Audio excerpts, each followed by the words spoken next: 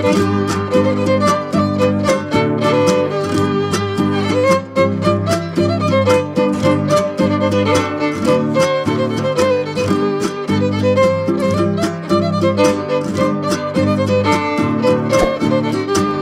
এসেছি প্রয়াগরাজে। প্রয়াগরাজে একটা দিন পারও করে ফেলেছি। আর প্রয়াগরাজে আসা স্টক এখন সকাল 10:35-40 বাজে। সকাল থেকে 3 রাউন্ড চা হয়ে গেছে। তা ভালোই কাটছে প্রয়াগরাজ। ভালো লাগলো কুম্ভ মেলা। ভালো লাগা মানে অদ্ভুত একটা ফিলিংস। সেই ফিলিংস আমি শেয়ার অবশ্যই করব। কিছু লাইভ দিয়েছি, আমার ফেসবুক পেজেও কিছু দিয়েছি, ইউটিউবের ভিডিও তো অবশ্যই আসবে, সেগুলো তো হলো। এবার যেটা মেন, আমি কোথায় আছি, কিরম ভাবে আছি সেটাও দেখাবো। এটাও একটা নতুন রকম এক্সপিরিয়েন্স। দেখাই আগে, তারপর বলছি। এই একটা মোটামুটি ঘরে রয়েছি। আমরা আছি দরাগঞ্জ নাগ বাসুকি দেব মন্দিরের একদম পেছনে। ছোট্ট ঘর। ঘরটা ছোট্ট বলবো না, ঘরটা মোটামুটি ঠিকই আছে, কিন্তু আমরা শুয়ে আছি কিরম ভাবে দেখাই। এই হচ্ছে বিছানা, মাটিতে বিছানা পেতে দিয়েছে। ওয়াটার কেটেল নিয়ে এসেছি, সেখানে চা বানিয়ে খাচ্ছি। Common toilet. তো এখানে একটা ব্যালকনিও আছে।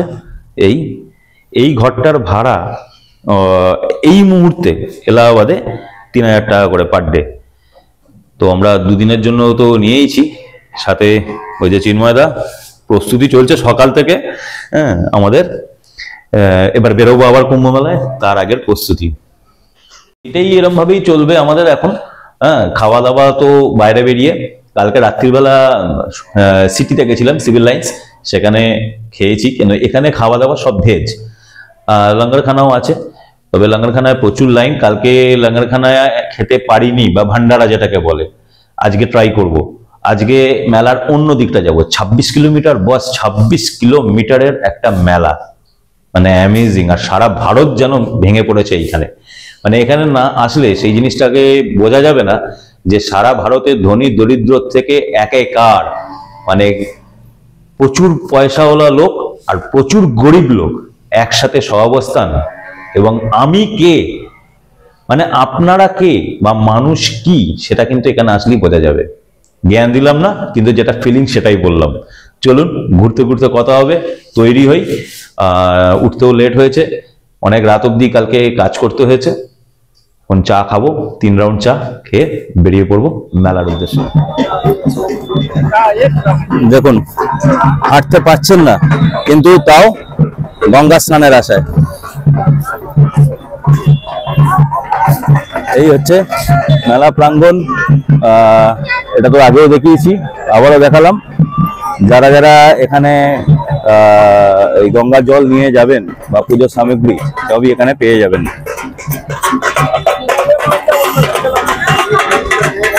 এই অদ্ভুত এক উৎসব। এই উৎসবের মানে কি বলবো, না আসলে ভাষায় প্রকাশ করতে পারবো না। কোনদিনও তো মানে হাঁটবো বলে হেঁটেছে, কোথাও থেকে বেরিয়েছে, ডেস্টিনেশনে পৌঁছেছে গাড়ি নিয়ে, বাইক করে হাঁটবো বলে হেঁটেছে। আমার তো মনে হয় না, প্রচুর মানুষকে দেখছি, তাদেরকে দেখে তো বোঝা যায় যে এরা কখনো হেঁটেছে কি হাঁটেনি। কিন্তু আজকে দেখ, আজকে সবাই কিন্তু একসাথে পায়ে পা মিলিয়েই হেঁটে চলেছে। এবং এখানে কোনো ভেদাভেদ নেই, আর কোনো রকম, মানে তুমি শুধু ভালো করে দেখো চিন্ময়দা, এখানে মানে ধনী দরিদ্র বলে কোনো ব্যাপারই নেই। হ্যাঁ, তুমি বুঝতে পারবে এখানে। মানে অন্তত আমার তো এই ফিলিংসটা আসছে যে আমি আসলে কি, মানে এখানে আমরা কি করেছি। আমরা শুধু আমার আমার আমি আমি আমি করি, কিচ্ছু নেই গো। একটা মানুষের মুখ দিয়ে দেখে বুঝতে পারবি যে 20 কিলোমিটার 30 কিলোমিটার এক র্যান্ডম হাঁটছে, এবং তারা কেউ বিরক্তিও নয়। একটা তো মুখ দেখে বোঝা যাচ্ছে যে তারা মানে শারীরিক দিক থেকে ঠকে গেছে বা এরকম কিছু। এই দেখো চিত্রটা দেখাই, এখানে এখানে বসে রয়েছেন কত ধনী গরিব লোক। আর এই দেখুন সবাই কিন্তু পায়ে পা মিলিয়ে হেঁটেছিল। আবারও বললাম, কি পুণ্য করতে পারলাম আমি জানি না, কিন্তু মোক্ষ লাভ আমরা অবশ্যই করলাম এবং ভারতবর্ষকে চিনলাম। আমার দেখা সবচেয়ে বড় মেলা, এত সুন্দর মেলা, এত সুস্থ মেলা, আর এত মানুষের ভিড়, বাবা রে বাবা। प्रतिशत पीआरपी पर लगाई जिला मुख्यालय और मुख्यालय और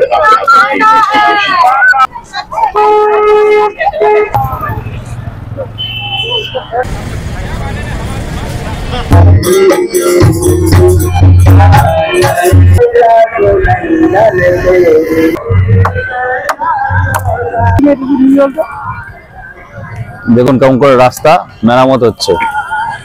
যারা ভাবছেন যে এখানে এসে থাকবেন কোথায়, যে এইরকম কিন্তু তাঁবু, অস্থায়ী তাঁবু এরকম অনেক পড়ে আছে, যে তাঁবুগুলোতে আপনারা থাকতে পারেন। এই যে, কিন্তু এইসব তাঁবুতে থাকতে গেলে কোনো পয়সা যেমন লাগছে না, কিন্তু একটা কথা মাথায় রাখতে হবে, এর কিন্তু সেরকম নিরাপত্তাও কিছু নেই। মানে আপনার সামান আপনি মানে খেয়াল মে রাখো। প্রাঙ্গনটাকে সাজানোর জন্য যে 30খানা ঘাট, সেটা তো বললাম 30টা ঘাট না, 30টা ব্রিজ, অস্থায়ী ব্রিজ গঙ্গার উপরে যেমন রাখা হয়েছে, তেমনি অসংখ্য ঘাট আর সেক্টর হিসেবে ভাগ করে দেওয়া হয়েছে।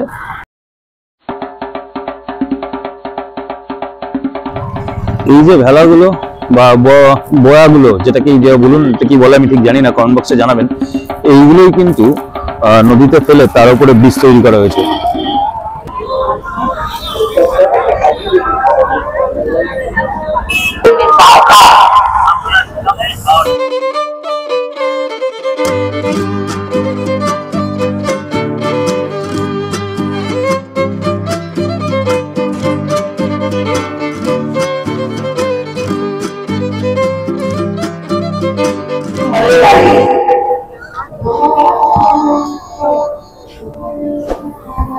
और जब सीता जी ने कहा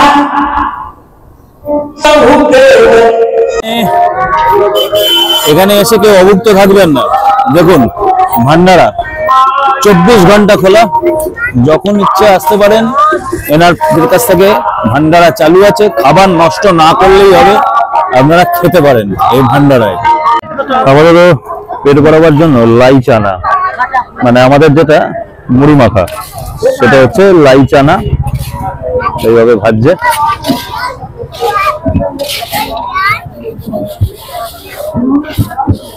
এরকম ভাবে পাঁপড় বিভিন্ন রকম করেও মিশিয়ে দেবে। এবং এখান থেকে চাল ভাজা, চালটা ভেজে এটা করবে। আর ওজন হিসেবে হয় 100 গ্রাম 20 টাকা। খাওয়া যাক। এই ভাজাটা কমপ্লিট হলে সময় করে দেবে। মজাদার খাবার, কিন্তু এর সঙ্গে নানান রকম মশলা দেবে। মশলাগুলো এই যে, আর ঠোঙাটা হচ্ছে এটা 20 টাকা। এরকম ভাবে ওজন হয়, সব রকম জিনিস ওজন করে তারপর বানিয়ে দেবে।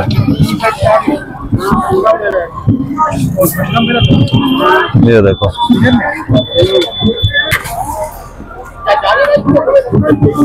আফটার প্রিপারেশনের পর এটা কিন্তু অনেকটা এইরকম লাগে। দাঁড়ান খেয়ে বলছি কিরকম। আরে লাইক না, ভালো খেতে, অনেকদিন পর চেষ্টা পেলাম, অনেক বছর পর খেলাম প্র্যাকটিক্যালি। যোগাযোগ করেন, নাম্বারটা নোট করে নিন। এনারা আপনার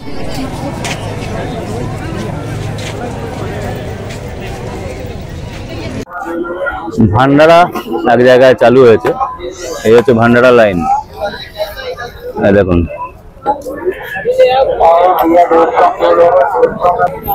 এরকম ভাবে প্রসাদ যারা খেতে চাইছেন, অভুক্ত কেউই থাকবেন না, সবাইকে খাবার দেওয়া হচ্ছে।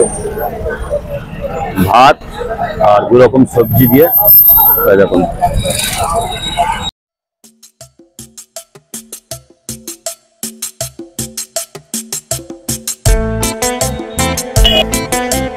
লোকে কিরম ভাবে রয়েছে সেটাও দেখে নিন। যাদের ভাবুন হোটেল বা বড় বড় জায়গায় থাকার সামর্থ্য নেই, তারা কিন্তু এরকম ঝুপড়ি বানিয়েও এখানে দিন গুজরান করছে।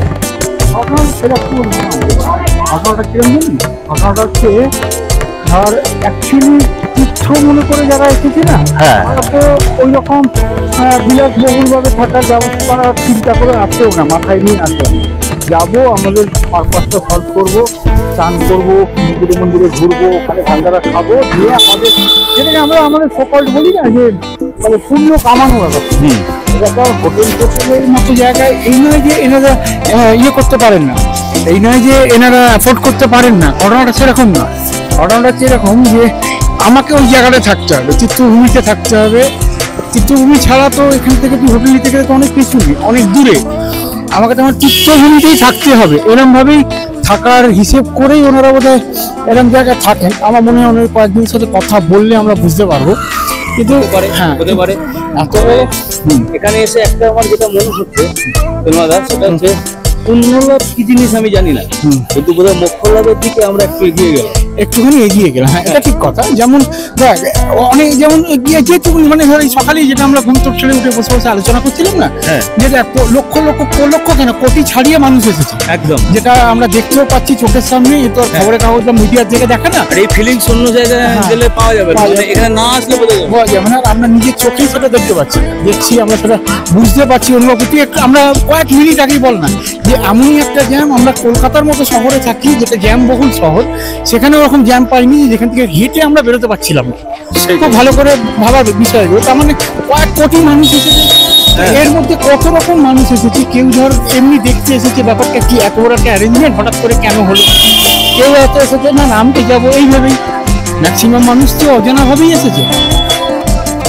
মানে এত কোটি লোকের মধ্যে তো আমার মনে হয় না, আমি নিজেকে বিরাট ধনী বলে ভেবে কথাটা বলছি না, আমার মনে হয় না যে সব মানুষ জেনেই এসেছে যে মহাকুম্ভ সারা ভারত এখানেই আসলে সারা ভারতকে চেনা যাবে। একদম একদম। কারণ দেখ আমরা যেটা আলোচনা করছিলাম, তারপরে একজন ভদ্রলোক আরেকজনকে জিজ্ঞেস করছে, বাবাজি ये जो गंगा मैया का बगल में जो मेला बैठा हुआ इसका नाम क्या है, इसका नाम क्या है? নামও জানতে মানে জানে না, কিন্তু এসেছে কি কোনো জায়গা থেকে শুনে চলে এসেছে। এবং এইভাবেই কিন্তু এখানে মানে তীর্থ বলুন বা যেটাই বলুন সেটা কিন্তু তীর্থ মানে করছে বা পুণ্য কি করছে জানেন না, কিন্তু ঘটনাটা সেটা নয়, কোনো তো একটা শক্তি আছে, কিছু মিলিয়ে একটা একদম একদম শক্তি তো আছেই। আসছে এখানে তো কত এখানকার লোকাল বাচ্চা কাচ্চাকে দেখছি, তারা পুণ্য বা তীর্থের কি বোঝে, তারা তো তাদের থাকার জায়গাটাই তো নদীর পাড়, আর তাদের চান করা বল আর যাই কিছু সারাদিনের কাজ হচ্ছে গঙ্গা মা। তো ওরা আবার নতুন করে স্পেশাল কি তীর্থ নিয়ে ভাবতে পারে, কিন্তু কোনো তো একটা শক্তি আছে যা সবাইকে এক জায়গায় জড়ো করে দিল আমাদের, সেইটাই করে দিয়ে। হ্যাঁ, আমরা তো সনাতনী হিন্দু, আমাদের এক জায়গায় জড়ো করে দিল, এক জায়গায় যে জড়ো করার এবং আমাদের যে সনাতনী হিন্দুদের একটা যে শক্তি, হ্যাঁ মানে যে আমাদের আত্মার সাথে পরমাত্মার মিলনের জায়গা, আমার যা মনে হয়, আমার সেই ফিলিংসটা মনে হচ্ছে।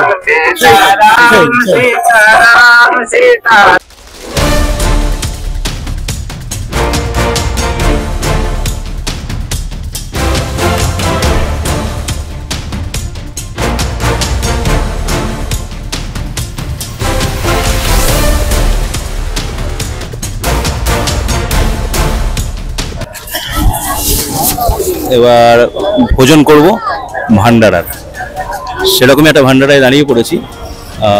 কি দেয় দেখি, প্রসাদ নেব, জগন্নাথ দেবের প্রসাদ বলছে, প্রসাদ তো প্রসাদই হয়, চলুন নিয়ে দেখাচ্ছি প্রসাদ।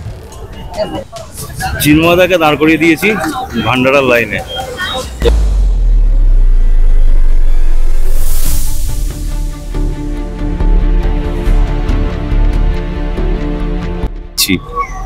চিন্ময়দার হাতে থালা এসে গিয়েছে এবং চিন্ময়দা এখন ভান্ডারার থেকে প্রসাদটা গ্রহণ করবে। এটাও কিন্তু একটা দুর্ধর্ষ অভিজ্ঞতা, যে অভিজ্ঞতা হয়তো এখনো পর্যন্ত শেয়ার করেনি কেউ। এক্সপ্লোর সৌরভ কিন্তু নতুনত্ব করেই থাকে, আর বলেছিলাম যা কথা দেয় এক্সপ্লোর সৌরভ সেটা করে দেখায়। আমি বলেছিলাম কি আমার আন্দাজে দেখুন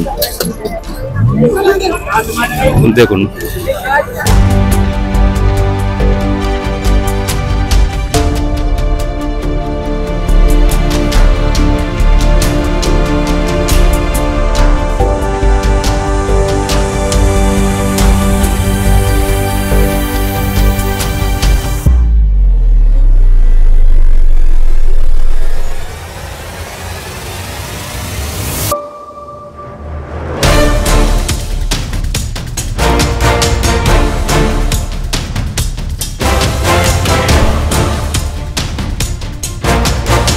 কিন্তু রাখি কিছু মজা। হ্যাঁ হ্যাঁ হ্যাঁ আমরা তো বলেছিলাম যে ভান্ডারায় আমরা খেয়ে দেখাবো। শুরু হলো। প্রথম ভান্ডারা, যেটা হচ্ছে এই অন্নপ্রসাদ। এবং এই লাইন থেকে কি বুঝছো যে এখানে কিন্তু কোনো রকম ভেদাভেদ নেই, অন্ন হচ্ছে ভগবান এবং সবাই মিলে সেটা গ্রহণ করছে, সেইটাই কিন্তু দেখার। সুষ্ঠুভাবেই করছি সবাই, সবাই যে যার মতো লাইনে দাঁড়িয়ে নিচ্ছে, খাচ্ছে, খেয়ে দিয়ে যে পাতা এদিক ওদিক ফেলছে এটাও না, ওনারাও আছেন পরিষ্কার করে নিচ্ছেন।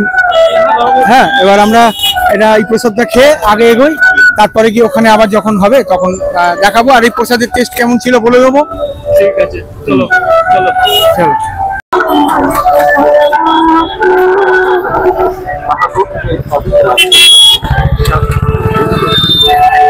একদম গরম,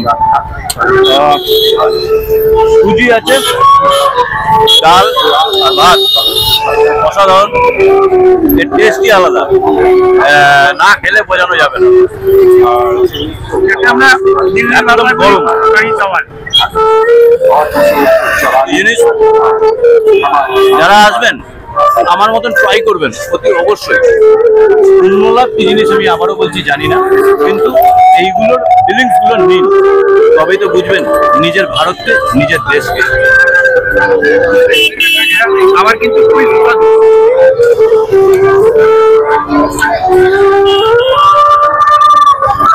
এর জন্য কিন্তু কোনো পয়সা লাগছে না। জয় শ্রী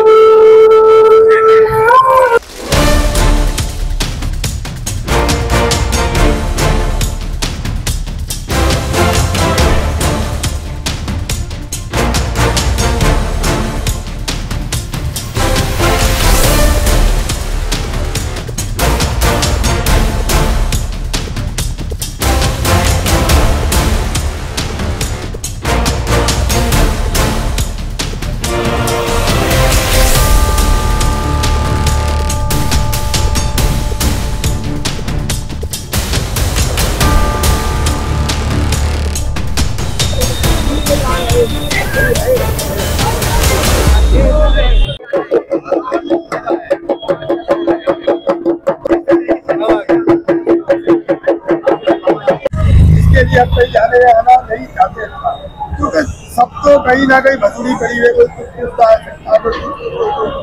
इसके लिए एकांत वादा झगड़ा ना चाहता, अपनी कुटिया में सबसे सुबह में रहते हैं, जो भी गुरु महाराज देता है उसको पाते हैं और भजन करते हैं।